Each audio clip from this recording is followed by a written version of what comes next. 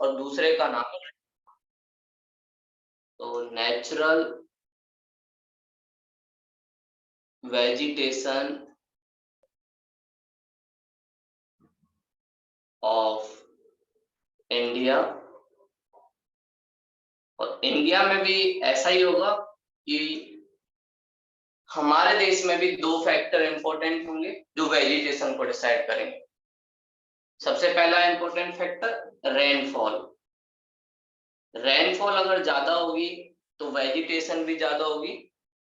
उसका सबसे बड़ा कारण क्योंकि उसकी वजह से प्लांट को कहीं ना कहीं जो रिसोर्स चाहिए वाटर वो मिलेगा। और रेनफॉल का बायोडाइवर्सिटी से पॉजिटिव रिलेशन है। और अगला टेम्परेचर।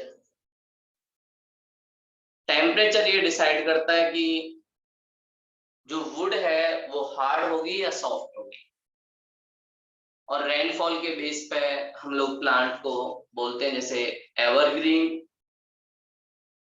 जहां पर हमेशा रेनफॉल होती रहती है, ट्रॉपिकल वाला एरिया। फिर उसके बाद डेसीडियस, ऐसे प्लांट जो अपने लीफ गिरा देते हैं।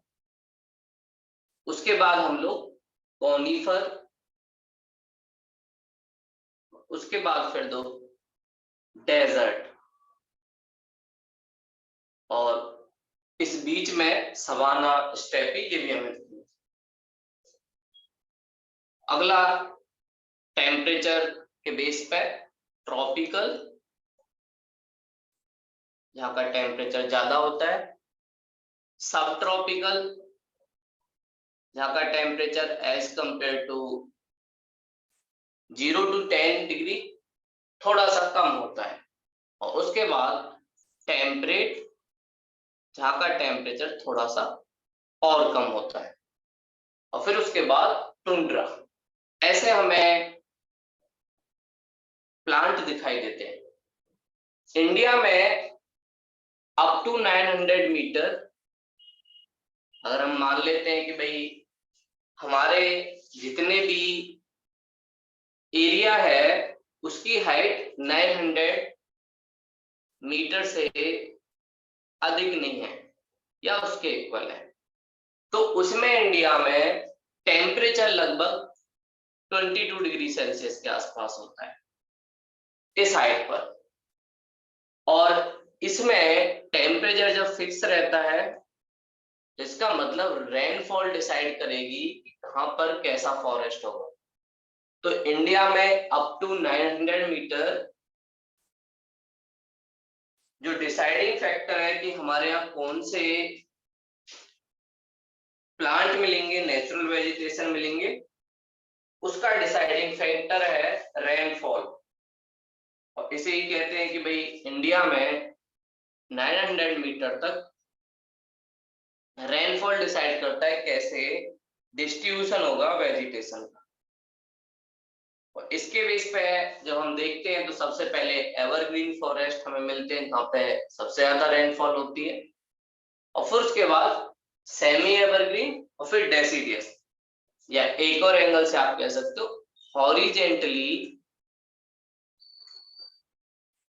इंडिया में प्लांट का डिस्ट्रीब्यूशन किस बेस पे होता है, रेनफॉल के बेस पे। और जैसे जैसे रेनफॉल कम होती जाएगी वैसे वैसे डेजर्ट की तरफ हम लोग जाते रहेंगे। तो इसलिए रेनफॉल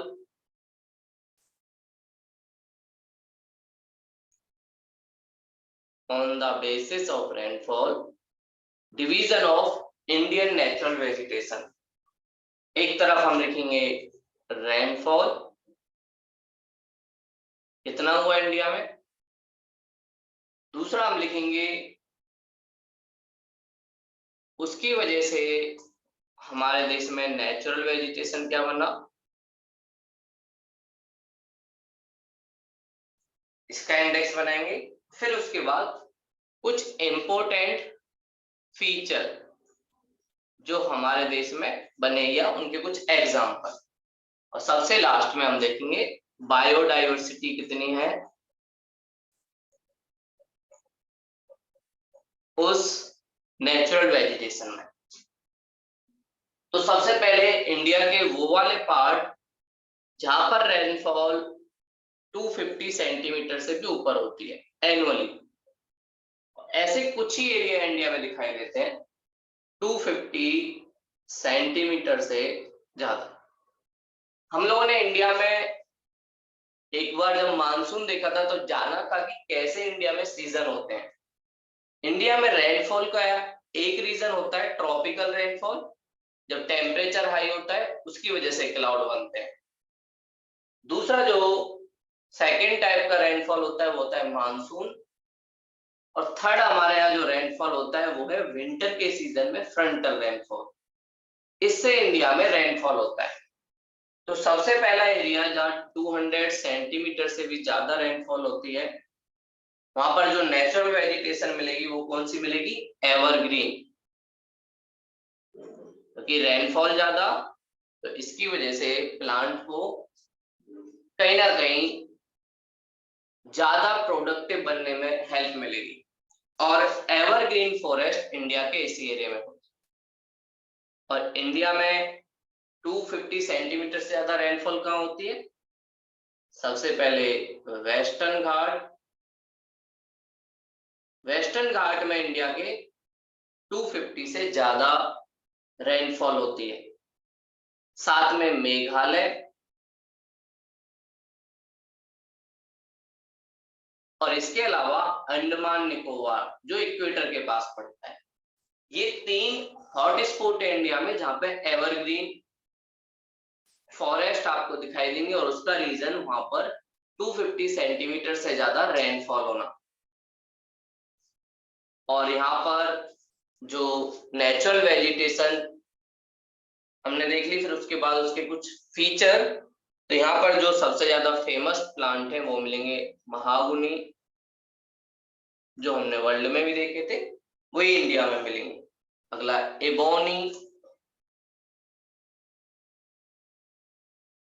ये कुछ एवरग्रीन प्लांट के एग्जाम्पल होते हैं। बात करें कि भाई यहाँ पर बायोडाइवर्सिटी क्या होगी, तो सबसे हाईएस्ट होगी। उसका रीजन रेनफॉल ज्यादा है तो प्लांट को डेवलप होने में ज्यादा अच्छा रहेगा। और साथ में सबसे पहले बड़े वाले जो प्लांट है वो यहाँ पर डेवलप होंगे। उसके बाद उससे कम हाइट वाले प्लांट का एक दूसरा चयन होगा। और सबसे लास्ट में नीचे की तरफ बहुत सारी ग्रास लैंड, बहुत सारी झाड़ियां, ये सब भी डेवलप होंगी। तो ऊपर से जब हम देखेंगे तो ये पूरा फॉरेस्ट हमें ग्रीन दिखाई देगा, तो इसीलिए इसको क्या बोलते हैं? Evergreen forest. और आप लोगों ने सुना होगा नीलगिरी फॉरेस्ट, मेघालय में खासी फॉरेस्ट, ये सब इसी का एग्जाम्पल है। और अंडमान निकोबार के आसपास भी अंडमान फॉरेस्ट और निकोबार फॉरेस्ट एवरग्रीन फॉरेस्ट के इंडिया में एग्जाम्पल।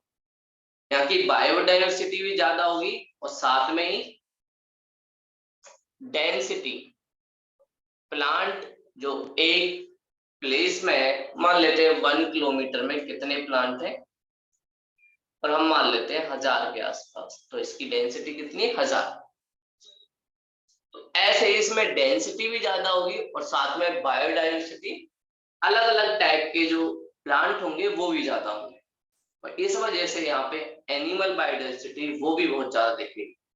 और वेस्टर्न घाट, अंडमान निकोबार, मेघालय, ये इंडिया में नेचुरल वेजिटेशन की बायोडाइवर्सिटी और साथ में ही एनिमल की बायोडाइवर्सिटी के लिए काफी ज्यादा फेमस है। उसके बाद जो सेकंड आता है जहां पे इंडिया में 200 से 250 सेंटीमीटर के बीच रेनफॉल होती है। और इस वाले एरिया में जो फॉरेस्ट होंगे वो होंगे तो एवरग्रीन, बट सेमी होंगे। सेमी एवरग्रीन का मतलब ऐसे एवरग्रीन फॉरेस्ट जो किसी सीजन में कभी कभी थोड़ी सी अपनी लीफ छोड़ देंगे। ऊपर से देखने में ग्रीन दिखेंगे लेकिन पूरे ग्रीन नहीं दिखेंगे। और उसका रीजन होता है कि वहां पर कुछ प्लांट लीफ अपनी गिरा देते हैं तो ऊपर से कहीं पर थोड़ा सा ड्राई सा दिखेगा, कहीं पर थोड़ा अच्छा दिखेगा। तो यहाँ पर जो प्लांट मिलेंगे, एक तो ये महागुनी मिलेंगे और दूसरा नीचे वाले जो है उन दोनों का मिक्स मिलेगा।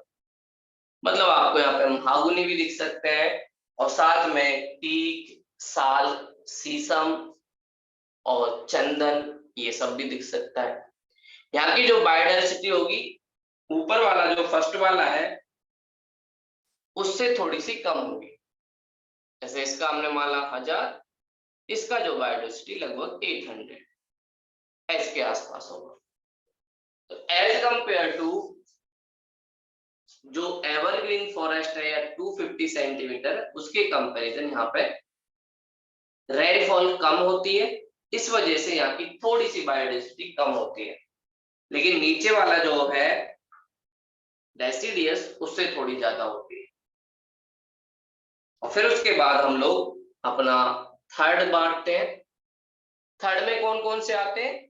थर्ड में हमारे 100 से 200 सेंटीमीटर वाले, जहां पे रेनफॉल एनुअली 100 से 200 सेंटीमीटर होती है, वहां पे कौन से प्लांट होते हैं।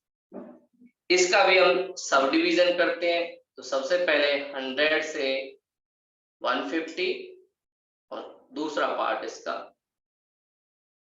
नहीं 150 से 200 और फिर उसके बाद 100 से 150, ऐसे इसका दो पार्ट में डिवीजन होता है। तो सबसे पहले 150 से 200, यहाँ पर वैसे तो मिलेंगे डेसिडियस फॉरेस्ट। डेसिडियस मतलब ऐसे फॉरेस्ट जो अपनी लीफ गिरा देते हैं यहाँ के प्लांट, इसलिए। लेकिन ये डेसिडियस फॉरेस्ट कैसे होंगे? ह्यूमिड, मतलब इनके पास रेनफॉल है बट लीफ गिरा देते हैं, इसलिए इसको हमने क्या ह्यूमिड डेसिडियस फॉरेस्ट। इसके एग्जांपल टीक, साल, शीशम, ये सब इसके एग्जांपल है। और यहाँ की बायोडायवर्सिटी और थोड़ी सी कम होगी इसकी कंपैरिजन सेमी एवरग्रीन।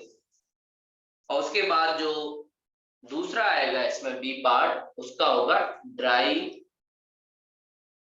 डेसिडियस, मतलब इनके पास थोड़ा सा पानी कम रहता है, इसलिए थोड़े से सूखे होते हैं। पर यहाँ पर जो क्या होगा, यहाँ पे नीचे वाले भी मिलेंगे जो डेजर्ट में मिलता है। जैसे आप लोगों ने सुना होगा नीम का जो प्लांट होता है वो भी यहाँ पे मिलेगा, और साथ में यहाँ पर कभी कभी ये टीक वाला जो है वो भी मिल जाएगा। यहाँ पे मिक्स होगा दोनों का, कभी नीम कभी टीक, और बायोडायवर्सिटी थोड़ी सी कम हो जाएगी। उसके बाद नेक्स्ट जो हमारा आता है फोर्थ वाला, उसमें जो वेजिटेशन होगी वहां पर ऐसे प्लांट होंगे जिनमें थोड़े से कांटे होते हैं, और उसका रीजन है अब प्लांटों के पास ज्यादा वाटर नहीं है, और वो ज्यादा वाटर अगर इवेपरेट करेंगे तो उन्हें दिक्कत होगी। इसलिए प्लांट क्या करते हैं, अपने लीफ को चेंज कर लेते हैं, किसमें? कांटे के फॉर्म में। कांटे से इवेपरेशन कम होता है, तो इसलिए प्लांटों को भी दिक्कत कम होती है। तो अगला जो पार्ट फोर्थ वाला, इधर मैं लिख देता हूं, इधर नेचुरल वेजिटेशन, इसी को कंटिन्यू कर रहे हैं। उसके बाद रेनफॉल, उसके बाद नेचुरल वेजिटेशन, उसके बाद उसके कुछ फीचर या एग्जाम्पल, और उसके बाद बायोडायवर्सिटी। तो 3 तक हमने देख लिए। फोर्थ वाला जो आता है जहां पर 60 to 100 सेंटीमीटर के आसपास रेनफॉल होती है, तो ऐसे में जो मिलते हैं उसे भी हम कहते हैं कैटल फॉरेस्ट, या एक हिंदी लैंग्वेज में कहें तो कटीले फॉरेस्ट, इसमें थोड़े से कांटे होते हैं। और यहाँ पर जो प्लांट मिलते हैं आप लोगों ने सुना होगा, एक तो नीम काफी ज्यादा फेमस है, दूसरा बबूल जो इंडिया में अक्सर आप लोगों को दिख जाएगा, जहां पर रेनफॉल काफी कम होती है वहां पर नीम और बबूल के प्लांट का होना काफी ज्यादा। और ये एक तरीके से शो करता है कि डेजर्ट आसपास ही कहीं है, इसलिए ये कांटे वाले जो पेड़ है वो दिखाई दे रहे हैं और इनका थोड़ा डिस्टेंस थोड़ा ज्यादा होगा, इस वजह से बायोडायवर्सिटी थोड़ी कम होगी। बायोडायवर्सिटी धीरे धीरे कम होती जाती है और हमने पढ़ा भी रेनफॉल के ऊपर बायोडायवर्सिटी डिपेंड होता है। जितना ज्यादा रेनफॉल होगा बायोडायवर्सिटी भी उतनी ज्यादा होगी और जितना कम रेनफॉल होगा बायोडायवर्सिटी उतनी कम हो जाएगी। अगला जो होता है 40 से 60 सेंटीमीटर, इसमें जो मिलता है वो मिलता है सवाना। और सवाना में हमने वर्ल्ड में भी देखा था, जहां ज्यादातर एरिया में ग्रासलैंड आपको दिखेगी और थोड़ा डिस्टेंस पे प्लांट दिखेंगे, क्योंकि इनके पास इतना ज्यादा वाटर नहीं है कि प्लांट ग्रो कर सके, तो इसलिए ग्रास होती है जो बहुत कम वाटर में ग्रो हो सकती है और प्लांट बड़े डिस्टेंस पे आप लोगों को दिखेंगे। और इंडिया में सवाना जो वेजिटेशन का डेवलपमेंट है वो नॉर्मली ऐसे नहीं दिखता जैसे वर्ल्ड में दिखता है। होता क्या है कि हमारे यहाँ जो ग्रास लैंड है वहां पे कुछ प्लांट थे और उन प्लांटों को जब हम लोगों ने काट दिया तो उसके बाद प्लांट ग्रो कम हो पाए क्योंकि पहले से ही वो नहीं है। तो इंडिया में कटीले फॉरेस्ट जो है, इन फॉरेस्ट से जब हम लोगों ने लकड़ियां या प्लांट को काटा तो उसके बाद वहां पर सिर्फ ग्रास रह गई और प्लांट बहुत कम रह गए। प्लांट भी ऐसे दिखेंगे जिनकी पत्तियां गिरी हुई हैं, बस सूखा प्लांट खड़ा हुआ है। तो वहां पर इंडिया में सवाना का डेवलपमेंट हुआ है। ये आपको कहाँ पे दिखता है? कर्नाटका में सवाना ग्रासलैंड दिख जाएंगी, वेस्टर्न घाट के थोड़े से राइट साइड में, शैडो जोन में बेंगलोर प्लेट्यू और उसके आसपास आपको सवाना फॉरेस्ट दिख जाएंगे। ऐसे ही नॉर्थ इंडिया में भी नॉर्दर्न प्लेन के आसपास आपको दिख जाएंगे, जहाँ पे थोड़ा सा डिस्टेंस होता है वहां पर आपको सवाना ग्रासलैंड और साथ में बीच में खड़े खड़े कुछ प्लांट दिखेंगे। और सबसे लास्ट 6 वाला पार्ट जहां पर 25 सेंटीमीटर से भी कम रेनफॉल होती है वो कौन सा है? डेजर्ट।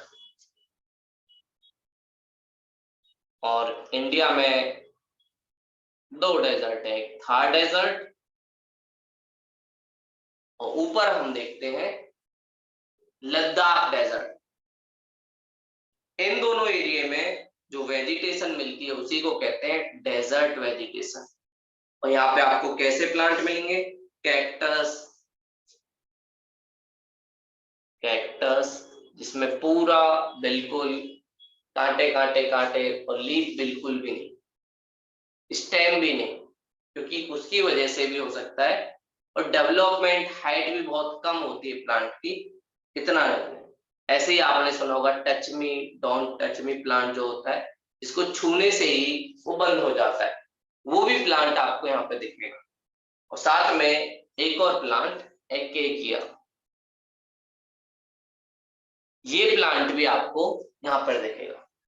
तो सबसे पहले हमने जाना इंडिया में रेनफॉल के बेस पे वेजिटेशन के डिसाइड करने का कारण, जहां 900 मीटर तक की हाइट होती है वहां पे इंडिया में नेचुरल वेजिटेशन को रेनफॉल डिसाइड करती है।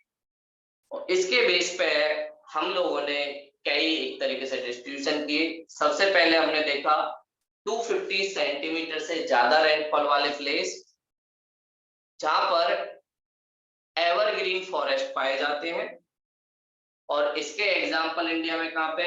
वेस्टर्न घाट, मेघालय और साथ में अंडमान निकोबार। यहाँ पर जो प्लांट मिलते हैं उन्हें हम कहते हैं एवरग्रीन फॉरेस्ट और एवरग्रीन कहने का कारण यहाँ के प्लांट अपनी लीफ एक ही समय नहीं गिराते, अलग अलग टाइम गिराते हैं। इस वजह से यहाँ पर एवरग्रीन फॉरेस्ट का डेवलपमेंट हुआ है। और इसके एग्जाम्पल महागुनी, इवोनी, और यहाँ की बायोडाइवर्सिटी, डेंसिटी, ये सब सबसे ज्यादा होती है। सेकेंड जो हमने देखा 200 से 250 सेंटीमीटर, जो थोड़ा वेस्टर्न घाट से थोड़ा दूर वाला एरिया, अंडमान निकोबार से थोड़ा डिस्टेंस वाला एरिया, और मेघालय का। यहाँ पर जो प्लांट होते हैं वो वैसे तो एवरग्रीन है, पर ज्यादातर प्लांट थोड़ा सा अपना लीफ गिरा देते हैं, और इसलिए सेमी एवरग्रीन फॉरेस्ट का डेवलपमेंट हुआ है। ये हमें कहाँ पे दिखता है? तमिलनाडु। तमिलनाडु इसका सबसे बढ़िया एग्जांपल है, जहां पे रेनफॉल गर्मियों के टाइम नहीं होती इंडिया में, जब मानसून रिट्रीट कर रहा होता है, वापस जा रहा होता है, उसके बाद यहाँ पे रेनफॉल होती है, इसलिए सेमी एवरग्रीन फॉरेस्ट का डेवलपमेंट होता है। उसके बाद यहाँ पर जो प्लांट मिलते हैं वो महागुनी भी हो सकते हैं, टीक भी हो सकते हैं, थोड़े डेसिडियस होते हैं, ह्यूमिड डेसिडियस, दोनों का मिक्सचर मिल सकता है। और यहाँ की बायोडाइवर्सिटी एवरग्रीन फॉरेस्ट से थोड़ी कम होती है, बट डेसिडियस फॉरेस्ट से थोड़ी ज्यादा होती है। थर्ड हमने देखा डेसिडियस फॉरेस्ट, जहाँ पे 100 से 200 सेंटीमीटर रेनफॉल हुई। इसको भी हमने दो पार्ट्स में बांटा, 150 से 200 सेंटीमीटर जहाँ पे डेसिडियस जो प्लांट है उनको थोड़ा सा ज्यादा रेनफॉल मिल जाती है, तो इसलिए ह्यूमिड डेसिडियस। और इसके एग्जांपल टीक, साल, और इनकी बायोडाइवर्सिटी सेमी एवरग्रीन फॉरेस्ट से थोड़ी कम होती है, डेंसिटी भी कम होती है। अगला उसका बी पार्ट, जहाँ पे 100 से 150, वहां पे ड्राई डेसिडियस पाए जाते हैं, डेसिडियस फॉरेस्ट है, बट उनके पास अब थोड़ा सा पानी कम है। और इसके एग्जांपल हमें दिखते हैं नीम, टीक, ऐसे प्लांट हमें आपको यहाँ पे दोनों का मिक्स होता है, एक तरफ ह्यूमिड डेसिडियस, दूसरी तरफ जो नीचे वाले हम प्लांट देखेंगे कटीले फॉरेस्ट, उनका। और यहाँ की बायोडाइवर्सिटी इसलिए कम होती है। फोर्थ हमने देखा 60 to 100, जहाँ पे कटीले फॉरेस्ट जिनमें कांटे होते हैं वो मिलते हैं। इसका एग्जाम्पल नीम, बबूल, यहाँ की बायोडाइवर्सिटी और डेंसिटी थोड़ी कम होती है। उसके बाद 40 to 60 सेंटीमीटर इंडिया में सवाना, जहां पर ज्यादातर ग्रासलैंड है, बीच बीच में कुछ प्लांट दिखाई देते हैं। और इंडिया में सवाना फॉरेस्ट का डेवलपमेंट, जब हम लोगों ने कटीले फॉरेस्ट को काट दिया तो वहां पे ग्रासलैंड ज्यादा और प्लांट बिल्कुल सूखे से दिखाई देते हैं, उस वजह से डेवलपमेंट हुआ। तो ये हमारे यहाँ दिखाई देता है, जिसमें नीम भी है, साथ में कभी कभी कैक्टस भी है, ये भी दिखाई देते हैं। और सबसे लास्ट 25 सेंटीमीटर से 40 के बीच जहां पर रेनफॉल होती है, वहां पे डेजर्ट वाला नेचुरल वेजिटेशन दिखता है। और यहाँ पर कुछ प्लांट दिखते हैं जिनका कैक्टस, अकेकिया या डोंट टच मी प्लांट, ये सारी चीजें हमें दिखाई देती हैं। तो ये सब कहीं ना कहीं नीचे की तरफ आते आते इनकी बायोडाइवर्सिटी, इनकी डेंसिटी, ये सब आपको कम दिखाई देगी। तो अभी हमने देखा कि भाई कैसे इंडिया में रेनफॉल डिसाइड करती है कि भाई हमारे देश में वेजिटेशन क्या होगी, और उसका रीजन 900 मीटर तक हमारे देश में टेम्परेचर इक्वल रहता है। इस वजह से रेनफॉल ही वो फैक्टर है जो डिसाइड करती है कि कहां पर कौन सी वेजिटेशन होगी। अगला 900 मीटर से ऊपर वाले जो एरिया हैं उनको डिसाइड करने वाला फैक्टर कौन है? टेम्परेचर। अब टेम्परेचर ज्यादा डिसाइड करेगा एज कंपेयर टू रेनफॉल कि भाई कहां पर कैसी वेजिटेशन होगी। और 900 मीटर से अबव इंडिया में ऐसा होता है, और उसका रीजन होता है कि भाई टेम्परेचर ही डिसाइड करता है कि वुड हार्ड होगी या सॉफ्ट होगी। और अगर कहीं पर टेम्परेचर कम है तो फोटोसिंथेसिस कम होगा, और फोटोसिंथेसिस अगर कम होगा तो वहां की वेजिटेशन में डाइवर्सिटी वो भी कम दिखाई देगी, तो इसलिए इस पे इम्पैक्ट भी पड़ता है। तो 900 मीटर में वर्टिकली पहले हमने देखा, हॉरिजेंटली कौन डिसाइड कर रहा है, रेनफॉल, और वर्टिकल वे में इंडिया में डिसाइड कौन करता है, टेम्परेचर। तो वर्टिकल रूप में इंडिया की नेचुरल वैली से टेम्परेचर डिसाइड करता है, और इसे हम दो पार्ट्स में देख सकते हैं। पहला पेनिनसुलर इंडिया का टेम्परेचर, और दूसरा हिमालय वाला जो एरिया है उसका टेम्परेचर। इन दोनों के टेम्परेचर में थोड़ा सा डिफरेंस होता है, इसलिए वेजिटेशन भी डिफरेंस होती है। हमारे जो पेनिनसुलर वाला पार्ट है उसमें ज्यादातर जो एरिया है उसका टेम्परेचर इक्वल रहता है। इस वजह से वहां पर डिसाइडिंग जो फैक्टर है वो है रेनफॉल, और जैसे जैसे रेनफॉल में कमी आती है वैसे वैसे यहाँ पे प्लांट दिखाई देते हैं। लेकिन हिमालय की जो हाइट है वो थोड़ी सी ज्यादा है, इस वजह से हिमालय वाले एरिया में आपको अलग कंडीशन दिखाई देंगी, और उसका रीजन उसकी हाइट ज्यादा है। इसीलिए हमें अगर पेनिनसुलर इंडिया में देखना होता है, पेनिनसुलर इंडिया में जैसे जैसे हम थोड़ा ऊपर जाएंगे तो सबसे पहले नीचे वाले पार्ट में आपको ट्रॉपिकल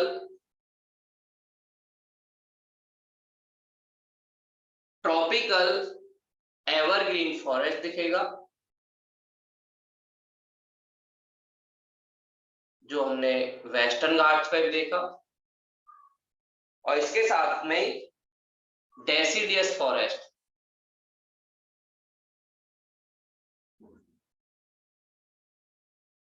ये कब तक है, 900 मीटर की हाइट तक, जहां पे रेनफॉल, तो वेस्ट से ईस्ट की तरफ रेनफॉल में कमी आती है, इसलिए ट्रॉपिकल एवरग्रीन फॉरेस्ट, फिर डेसिडियस, डेसिडियस के बाद थोड़े कटीले, कटीले के बाद थोड़ा सा डेजर्ट, और इसके बीच में सवाना। ऐसे हमारे पेनिनसुलर इंडिया में वेजिटेशन दिखती है। पेनिनसुलर इंडिया का मतलब क्या है, इंडिया का वो वाला पार्ट जो हिमालय से अलग है वो सब पेनिनसुलर इंडिया का आता है। अगर हम इसकी बात करें, ये सारा पार्ट पेनिनसुलर इंडिया का है। इवन मेघालय का जो जोन है वो भी पेनिनसुलर इंडिया का पार्ट है। गारो, खासी, जैंतिया नॉर्थ ईस्ट में मेघालय तक, ऊपर में गुजरात, और गुजरात के बाद राजस्थान के अरावली हिल्स तक का पूरा एरिया पेनिनसुलर इंडिया का पार्ट होता है। और पेनिनसुला का मतलब ऐसा कोई भी लैंड का पार्ट जो तीन साइड से वाटर से घिरा हो उसे पेनिनसुला कहते हैं। जैसे इंडिया में एक तरफ अरेबियन सी, दूसरी तरफ बे ऑफ बंगाल, और तीसरी तरफ हमें इंडियन ओशियन।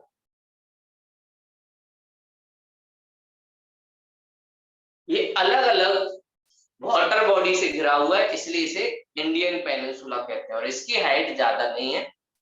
और हमें इंडिया की हाईएस्ट पीक जो होती है वो हिमालय वाले जोन में दिखती है। तो ये 900 मीटर तक यहाँ पे यही होता है, और उसके बाद 900 से ऊपर की तरफ हम जाते हैं जहां पर टेम्परेचर एक डिसाइडिंग फैक्टर होता है। 900 से 800 मीटर, अब टेम्परेचर थोड़ा डिसाइड कर रहा है कि यहाँ पे कैसे वेजिटेशन होगी। और जैसे जैसे थोड़ा ऊपर जाएंगे तो हमें पता है भाई टेम्परेचर थोड़ा कम होगा, तो इसलिए वेजिटेशन पे भी इम्पैक्ट पड़ेगा। तो यहां पर आपको सब ट्रॉपिकल,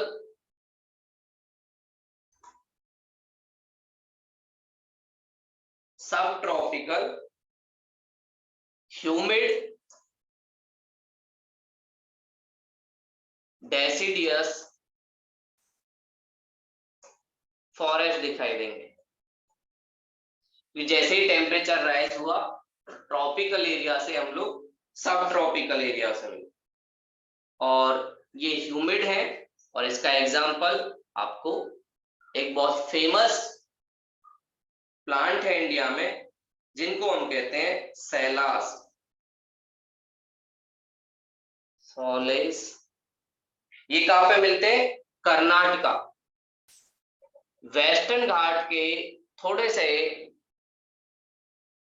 ऊपर की तरफ आपको सैलोस फॉरेस्ट दिखेंगे, जो सब ट्रॉपिकल ह्यूमिड डेसिडियस फॉरेस्ट का एग्जांपल है। और वहां पे डिसाइड करने वाला जो सबसे बड़ा फैक्टर है वो है टेम्परेचर।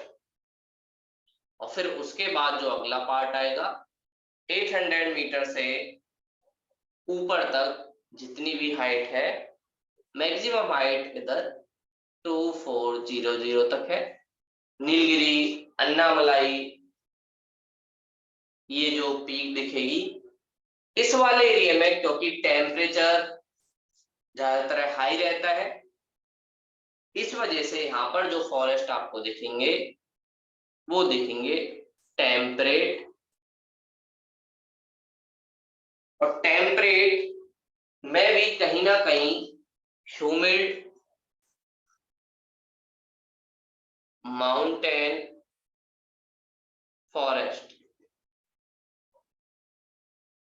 ह्यूमिड माउंटेन फॉरेस्ट, ये आपको नीलगिरी, अन्नामलाई, कार्डिमम हिल्स, इन हिल के पास आप लोगों को ये वाले फॉरेस्ट देखेंगे।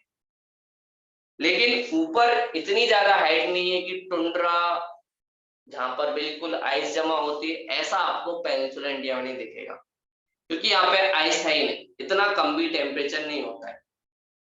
ज्यादा टेम्परेचर हाइट की वजह से थोड़ा कम होता है, लेकिन कभी भी 0 डिग्री के आसपास पेनिनसुलर इंडिया में टेम्परेचर आपको नहीं दिखेगा। और ये सब पेनिनसुला के जो हाईएस्ट पीक है उनकी बात है, चाहे वेस्टर्न घाट हो या फिर ईस्टर्न घाट हो। सबसे ज्यादा हाइट पेनिनसुलर इंडिया में वेस्टर्न घाट की है, उसके बाद ईस्टर्न घाट की है। तो यहाँ पर टेम्परेट ह्यूमिड फॉरेस्ट तक ये फॉरेस्ट दिखाई देते हैं। उसके बाद ऐसा नहीं होता कि भाई फॉरेस्ट का डेवलपमेंट ही ना हो, सिर्फ फंगी एक तरीके से दिखे, ऐसा यहाँ पे नहीं, क्योंकि पेनिनसुलर इंडिया की जो हाइट है वो ज्यादा ऊंची नहीं है, इस वजह से यहाँ ऐसा नहीं। तो ये हमने देखा पेनिनसुलर इंडिया। और जैसे जैसे हाइट बढ़ती है, हमें एक और चीज समझ आती है, हाइट इंक्रीज हुई, उसकी वजह से टेम्परेचर डिक्रीज होगा, और टेम्परेचर डिक्रीज होगा साथ में रेनफॉल भी कम होगी। इस वजह से यहाँ की बायोडाइवर्सिटी,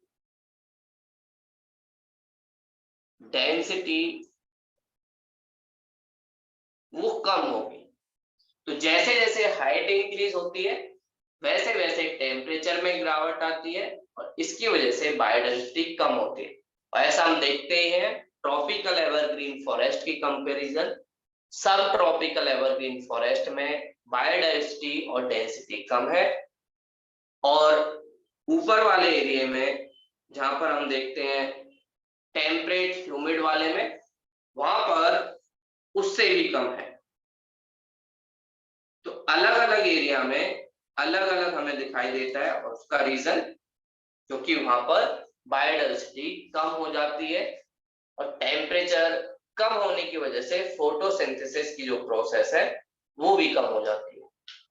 तो ऐसे हमारे पेनिनसुलर इंडिया में 3 पार्ट्स में आपको चेन दिखाई देती है, और सबसे फेमस सैलास फॉरेस्ट, जो कर्नाटका, बेंगलोर प्लेटू, वेस्टर्न घाट के पार्ट जो कर्नाटका में पड़ता है उस वाले एरिया में दिखता है, जहाँ पे श्रवण बेलगोला है, ये हिल्स हैं उनके पास। नीलगिरी फॉरेस्ट, अन्नामलाई फॉरेस्ट, ये वाले एरिया में आपको वेस्टर्न घाट का एरिया दिखेगा। तो ये बात हुई हमारे पेनिनसुलर इंडिया की, लेकिन यहाँ पर कॉनिफर और टुंड्रा नहीं मिलते। और कॉनिफर फॉरेस्ट और टुंड्रा ना मिलने का रीजन यहाँ की हाइट इतनी ज्यादा नहीं है।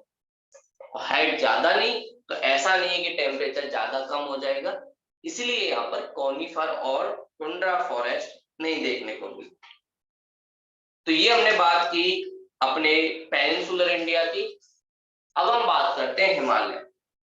हिमालय की हाइट थोड़ी सी ज्यादा है, इसलिए वहां पर आपको कॉनिफर भी दिखेंगे, क्रिसमस ट्री भी दिखेंगे, साथ में टुंड्रा भी दिखेंगे, जहां पर ज्यादा आइस एकदम फ्रीज फॉर्म में होती है। अगला हिमालयन वेजिटेशन। और आपसे जो क्वेश्चन पूछे जाते हैं, पहला तो यही पूछा जाता है कि इंडिया के अलग अलग पार्ट में वेजिटेशन के डिवाइड करने का रीजन क्या है।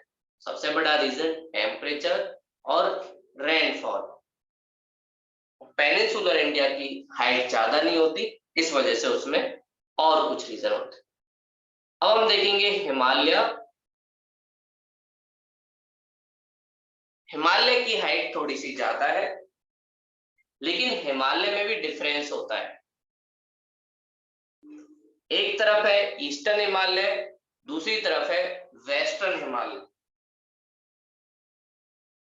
As compare to eastern Himalaya, western Himalaya की जो हाइट है वो ज्यादा है। और साथ में ही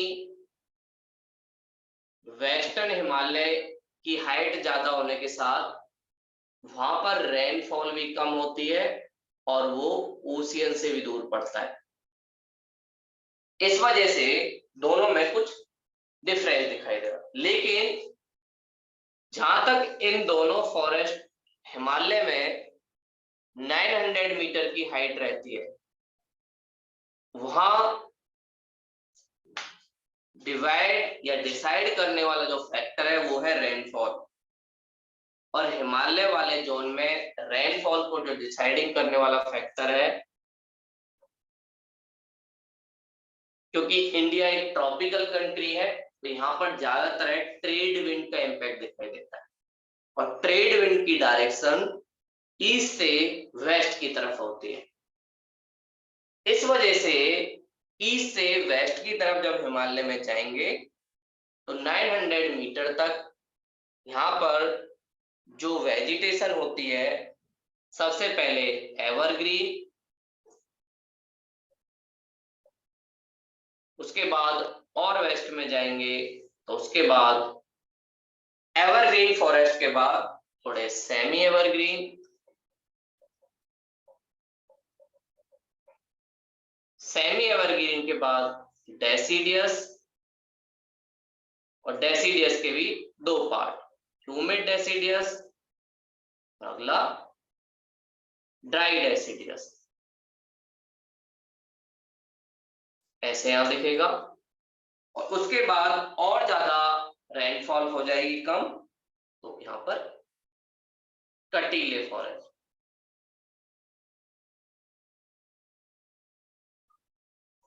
तो up to 900 metre rainfall decide करती है किसको, हिमालय की वेजिटेशन को।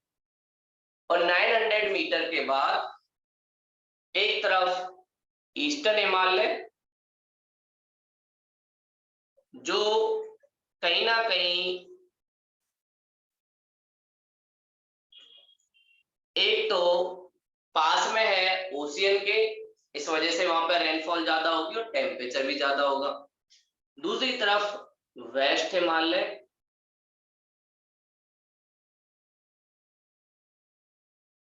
यहाँ की जो हाइट है वो थोड़ी सी ज्यादा होगी,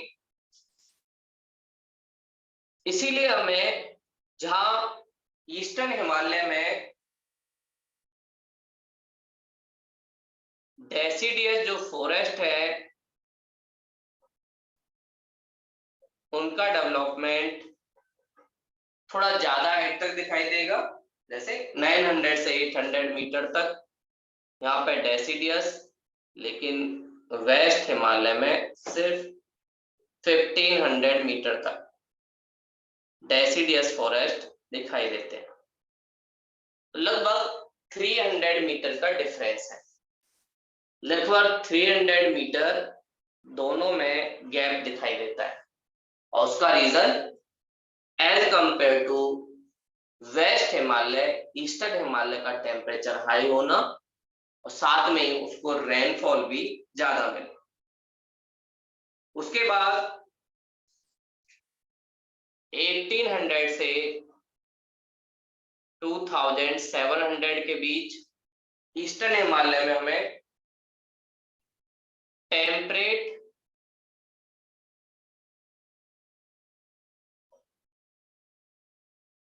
ह्यूमिड माउंटेन फॉरेस्ट दिखाई देते हैं, लेकिन वहीं वेस्ट हिमालय वाले पार्ट में इनकी हाइट बस 2400 के आसपास रहती है। तो यहाँ पे भी टेम्परेट ह्यूमिड माउंटेन है, बट इनकी हाइट थोड़ी सी कम है। ऐसे ही ऊपर की तरफ और जाते हैं ईस्टर्न वाले में, तो 3300 तक यहाँ पर अब कोनिफर या क्रिसमस ट्री जो हमने देखे थे वो वाले ट्री आपको मिलेंगे। तो क्रिसमस ट्री ईस्टर्न वाले पार्ट में 2700 मीटर से 3300 मीटर तक होते हैं, लेकिन वहीं यहाँ पर सिर्फ 3000 तक ही कॉनिफर देखेंगे। 3300 के बाद ईस्टर्न हिमालय में टुंड्रा फॉरेस्ट दिखाई देते हैं, जहां पर ज्यादातर आइस होती है, लाइकेन की फॉर्म में, फंगस की फॉर्म में, ये सब आपको दिखेंगे, कुछ झाड़ियां दिखेंगी। वहीं वेस्ट वाले पार्ट में अप टू 4000 टुंड्रा दिखेंगे और 4000 के बाद कोई भी वेजिटेशन नहीं दिखेगी, बस आइस दिखेगी, जिसे हम कहते हैं परमाफ्रॉस्ट। परमाफ्रॉस्ट का मतलब ऐसी आइस जो बहुत सालों से जमी हुई है। वहीं ईस्टर्न वाले पार्ट में, ईस्टर्न हिमालय में आपको आइस नहीं दिखेगी, वहां पर टुंड्रा फॉरेस्ट ऊपर के हाईएस्ट पीक तक दिखाई देते हैं, लेकिन वेस्टर्न हिमालय में आपको ऊपर वाले पार्ट में कोई वेजिटेशन नहीं दिखाई। आफ्टर 4000 वहां पे कोई भी वेजिटेशन नहीं मिली। और वहीं ईस्टर्न हिमालय में 4000 के बाद भी आपको वेजिटेशन दिखाई देती है। तो ये हमने देखा है हिमालय वाले जोन में डिसाइड करने वाले फैक्टर्स, किसको? वेजिटेशन को। एक बार फिर से मैं रिकॉल करा देता हूं। हिमालय वाले एरिया में अप टू 900 मीटर तक टेम्परेचर सेम रहता है, इसलिए टेम्परेचर से इंपैक्ट नहीं पड़ता, लेकिन रेनफॉल से इंपैक्ट पड़ता है। रेनफॉल की डायरेक्शन ट्रॉपिकल क्लाइमेट में होने की वजह से ईस्ट से वेस्ट की तरफ होती है, इसलिए हिमालय के ईस्टर्न पार्ट से वेस्ट की तरफ जाने पर रेनफॉल की क्वांटिटी कम होने से एवरग्रीन, उसके बाद सेमी एवरग्रीन, फिर डेसिडियस, फिर ड्राई और फिर कटिलेवन या फॉरेस्ट का डेवलपमेंट होता है। वही ईस्टर्न हिमालय और वेस्टर्न हिमालय में एक डिफरेंस ओशियन की वजह से और दूसरा डिफरेंस वहां के टेम्परेचर की वजह से होता है। As compare to west Himalaya, eastern Himalaya ocean के ज्यादा पास पड़ता है और साथ में वहां का टेम्परेचर भी ज्यादा होता है, इसलिए ईस्टर्न हिमालय में डेसिडियस फॉरेस्ट 800 मीटर तक दिखाई देते हैं, वहीं वेस्ट हिमालय में डेसिडियस फॉरेस्ट सिर्फ 1500 मीटर तक दिखाई देते हैं। उसके बाद 18 से 2700 मीटर तक टेम्परेट ह्यूमिड माउंटेन फॉरेस्ट आपको ईस्टर्न हिमालय में दिखाई देंगे, लेकिन वेस्ट हिमालय में ये सिर्फ 2400 तक दिखाई देते हैं। 2700 से 3300 तक ईस्टर्न हिमालय में कॉनिफर या क्रिसमस ट्री दिखाई देते हैं, वहीं वेस्ट हिमालय में इनकी बस 3000 मीटर तक हाइट पे दिखाई देती है। उसके बाद 3300 से ऊपर वाले पार्ट में ईस्टर्न हिमालय में टुंड्रा फॉरेस्ट दिखाई देते हैं, जिसमें लाइकेन, फंगी, ये सारी चीजें होती हैं। वहीं वेस्ट हिमालय में 4000 तक और उसके बाद आइस दिखाई देती है, लेकिन ईस्टर्न हिमालय में टेम्परेचर थोड़ा सही रहता है, इसलिए वहां पे परमाफ्रॉस्ट या परमानेंट जो आइस है उसकी कंपैरिजन वहां पर फॉरेस्ट डेवलप होते दिखाई देते हैं। तो ये हमने देखा इंडिया में वेजिटेशन का डिवीजन। कल हमने वर्ल्ड का देखा था, आज हमने इंडिया का देखा होगा, तो आप लोग भी एक बार देख लेना और आप लोगों को समझ आ जाएगा कि कैसे कैसे इंडिया में फॉरेस्ट का डेवलपमेंट हुआ है। आप लोगों को डाउट हो तो पूछ सकते हो,